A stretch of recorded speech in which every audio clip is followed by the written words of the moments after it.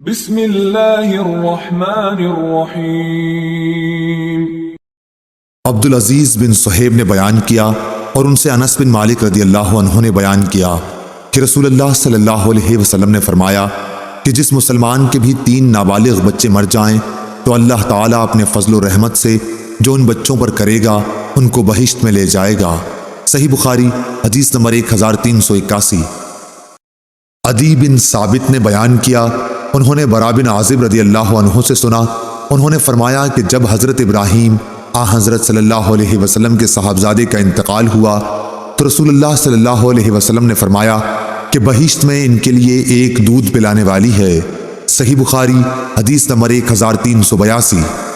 عبداللہ بن مبارک نے خبر دی، کہا کہ ہمیں شعبہ نے خبر دی، انہیں ابو بشر جعفر نے، انہیں سعید بن جبیر نے، ان کو ابن عباس رضی اللہ عنہ نے کہ نبی کریم صلی اللہ علیہ وسلم سے مشرکوں کے نابالغ بچوں کے بارے میں پوچھا گیا۔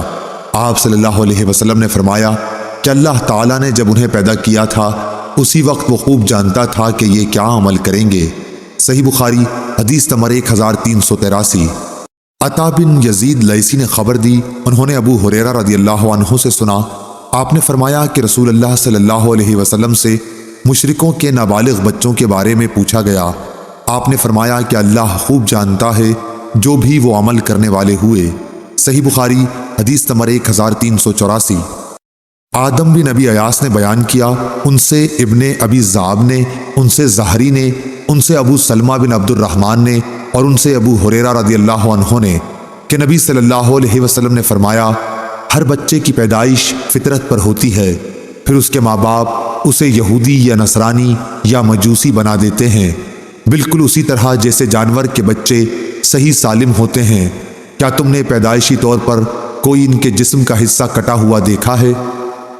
صحیح بخاری حدیث نمبر 1385۔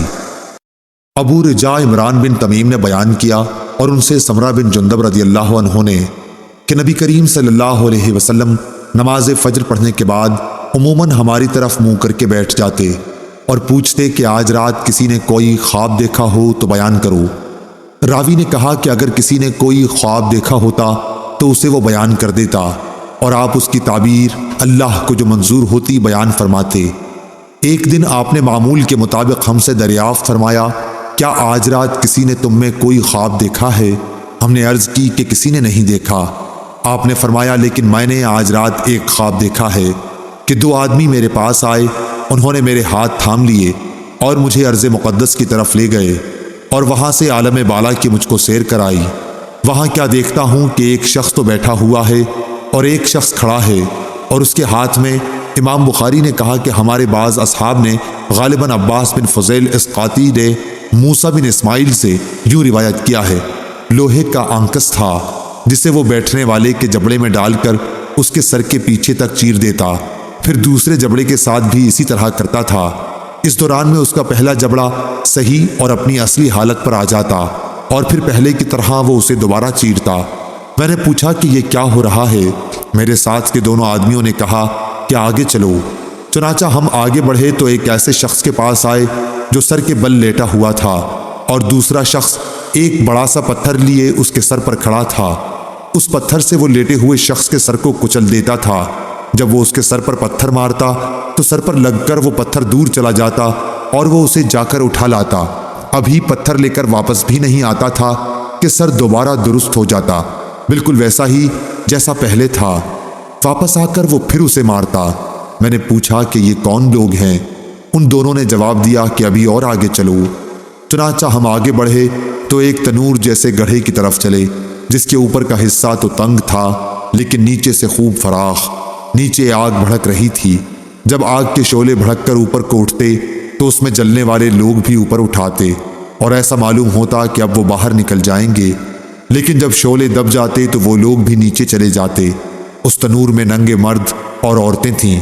میں نے اس موقع پر بھی پوچھا کہ یہ کیا ہے، لیکن اس مرتبہ بھی جواب یہی ملا، کہا کہ ابھی اور آگے چلو۔ ہم آگے چلے۔ اب ہم خون کی ایک نہر کے اوپر تھے۔ نہر کے اندر ایک شخص کھڑا تھا اور اس کے بیچ میں یزید بن ہارون اور وہب بن جریر نے جریر بن حازم کے واسطے سے واسطہ نہر کے بجائے شط النہر، نہر کے کنارے کے الفاظ نقل کیے ہیں۔ ایک شخص تھا جس کے سامنے پتھر رکھا ہوا تھا۔ نہر کا آدمی جب باہر نکلنا چاہتا تو پتھر والا شخص اس کے منہ پر اتنی زور سے پتھر مارتا کہ وہ اپنی پہلی جگہ پر چلا جاتا، اور اسی طرح جب بھی وہ نکلنے کی کوشش کرتا وہ شخص اس کے منہ پر پتھر اتنی ہی زور سے پھر مارتا کہ وہ اپنی اصلی جگہ پر نہر میں چلا جاتا۔ میں نے پوچھا یہ کیا ہو رہا ہے؟ انہوں نے جواب دیا کہ ابھی اور آگے چلو۔ چنانچہ ہم اور آگے بڑھے اور ایک ہرے بھرے باغ میں آئے جس میں ایک بہت بڑا درخت تھا۔ اس درخت کی جڑ میں ایک بڑی عمر والے بزرگ بیٹھے ہوئے تھے اور ان کے ساتھ کچھ بچے بھی بیٹھے ہوئے تھے۔ درخت سے قریب ہی ایک شخص اپنے آگے آگ سلگا رہا تھا۔ وہ میرے دونوں ساتھی مجھے لے کر اس درخت پر چڑھے۔ اس طرح وہ مجھے ایک ایسے گھر میں اندر لے گئے کہ اس سے زیادہ حسین و خوبصورت اور بابرکت گھر میں نے کبھی نہیں دیکھا تھا۔ اس گھر میں بوڑھے، جوان، عورتیں اور بچے سبھی قسم کے لوگ تھے۔ میرے ساتھی مجھے اس گھر سے نکال کر پھر ایک اور درخت پر چڑھا کر مجھے ایک اور دوسرے گھر میں لے گئے جو نہایت خوبصورت اور بہتر تھا۔ اس میں بھی بہت سے بوڑھے اور جوان تھے۔ میں نے اپنے ساتھیوں سے کہا تم لوگوں نے مجھے رات بھر خوب سیر کرائی، کیا جو کچھ میں نے دیکھا اس کی تفصیل بھی کچھ بتلاؤ گے؟ انہوں نے کہا ہاں، وہ جو تم نے دیکھا تھا اس آدمی کا جبڑا لوہے کے آنکس سے پھاڑا جا رہا تھا تو وہ جھوٹا آدمی تھا جو جھوٹی باتیں بیان کیا کرتا تھا۔ اس سے وہ جھوٹی باتیں دوسرے لوگ سنتے، اس طرح ایک جھوٹی بات دور دور تک پھیل جایا کرتی تھی۔ اسے قیامت تک یہی عذاب ہوتا رہے گا۔ جس شخص کو تم نے دیکھا کہ اس کا سر کچلا جا رہا تھا تو وہ ایک ایسا انسان تھا جسے اللہ تعالیٰ نے قرآن کا علم دیا تھا، لیکن وہ رات کو پڑا سوتا رہتا اور دن میں اس پر عمل نہیں کرتا تھا۔ اسے بھی یہ عذاب قیامت تک ہوتا رہے گا۔ اور جنہیں تم نے تنور میں دیکھا تو وہ زناکار تھے، اور جس کو تم نے نہر میں دیکھا وہ سود خور تھا، اور وہ بزرگ جو درخت کی جڑ میں بیٹھے ہوئے تھے وہ ابراہیم علیہ السلام تھے، اور ان کے ارد گرد والے بچے لوگوں کی نابالغ اولاد تھی۔ اور جو شخص آگ جلا رہا تھا وہ دوزخ کا داروغہ تھا، اور وہ گھر جس میں تم پہلے داخل ہوئے جنت میں عام مومنوں کا گھر تھا، اور یہ گھر جس میں تم اب کھڑے ہو یہ شہداء کا گھر ہے، اور میں جبرائیل ہوں اور یہ میرے ساتھ میکائیل ہیں۔ اچھا اب اپنا سر اٹھاؤ۔ میں نے جو سر اٹھایا تو کیا دیکھتا ہوں کہ میرے اوپر بادل کی طرح کوئی چیز ہے۔ میرے ساتھیوں نے کہا کہ یہ تمہارا مکان ہے۔ اس پر میں نے کہا کہ پھر مجھے اپنے مکان میں جانے دو۔ انہوں نے کہا کہ ابھی تمہاری عمر باقی ہے جو تم نے پوری نہیں کی، اگر آپ وہ پوری کر لیتے تو اپنے مکان میں آ جاتے۔ صحیح بخاری حدیث نمبر 1386۔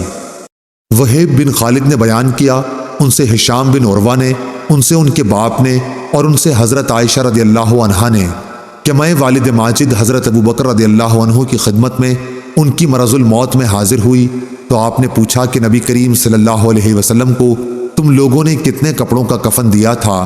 حضرت عائشہ رضی اللہ عنہا نے جواب دیا کہ 3 سفید دھلے ہوئے کپڑوں کا۔ آپ کو کفن میں قمیص اور امامہ نہیں دیا گیا تھا۔ اور ابو بکر رضی اللہ عنہ نے ان سے یہ بھی پوچھا کہ آپ کی وفات کس دن ہوئی تھی؟ انہوں نے جواب دیا کہ پیر کے دن۔ پھر پوچھا کہ آج کون سا دن ہے؟ انہوں نے کہا کہ آج پیر کا دن ہے۔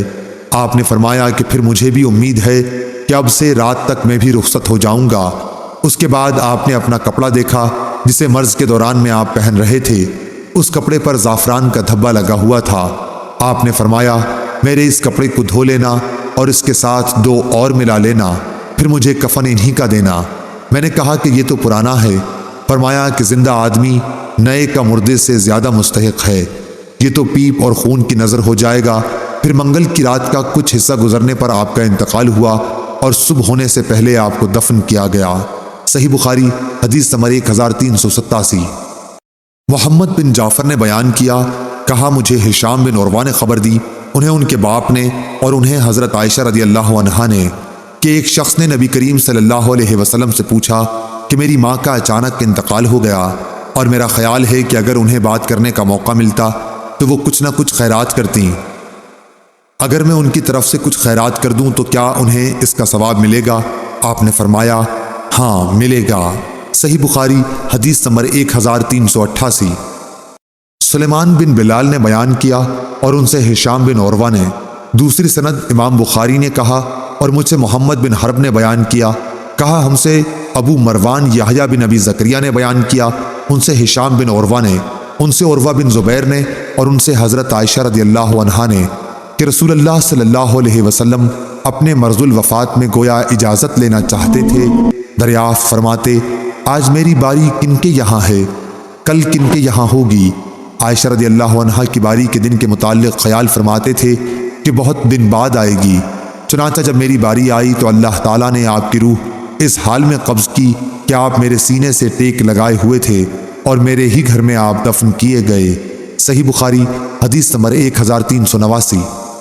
ابو عوانہ نے بیان کیا، ان سے ہلال بن حمید نے، ان سے عروہ نے اور ان سے ام المومنین حضرت عائشہ رضی اللہ عنہا نے کہ نبی کریم صلی اللہ علیہ وسلم نے اپنے اس مرض کے موقع پر فرمایا تھا جس سے آپ جانبر نہ ہو سکے تھے کہ اللہ تعالیٰ کی یہود و نصارہ پر لعنت ہو، انہوں نے اپنے انبیاء کی قبروں کو مساجد بنا لیا۔ اگر یہ ڈر نہ ہوتا تو آپ کی قبر بھی کھلی رہنے دی جاتی کہ کہیں اسے بھی لوگ سجدہ گاہ نہ بنا لیں۔ اور ہلال سے روایت ہے کہ عروہ بن زبیر نے میری کنیت ابو عوانہ یعنی عوانہ کے والد رکھ دی تھی، ورنہ میرے کوئی اولاد نہ تھی۔ ہم سے محمد نے بیان کیا، کہا کہ ہمیں عبداللہ نے خبر دی، کہا کہ ہمیں ابو بکر بن عیاش نے خبر دی، اور ان سے سفیان تمار نے بیان کیا کہ انہوں نے نبی کریم صلی اللہ علیہ وسلم کی قبر مبارک دیکھی ہے جو کوہان نما ہے۔ ہم سے فروہ بن ابی المغرہ نے بیان کیا، کہا کہ ہم سے علی بن مسہر نے بیان کیا، ان سے ہشام بن عروہ نے، ان سے ان کے والد نے کہ ولید بن عبد الملک بن مروان کے عہد حکومت میں جب نبی کریم صلی اللہ علیہ وسلم کے حجرہ مبارک کی دیوار گری اور لوگ اسے زیادہ اونچی اٹھانے لگے تو وہاں ایک قدم ظاہر ہوا۔ لوگ یہ سمجھ کر گھبرا گئے کہ یہ نبی کریم صلی اللہ علیہ وسلم کا قدم مبارک ہے۔ کوئی شخص ایسا نہیں تھا جو قدم کو پہچان سکتا۔ آخر عروہ بن زبیر نے بتایا کہ نہیں، خدا گواہ ہے یہ رسول اللہ صلی اللہ علیہ وسلم کا قدم نہیں ہے، بلکہ یہ تو عمر رضی اللہ عنہ کا قدم ہے۔ صحیح بخاری حدیث نمبر 1390۔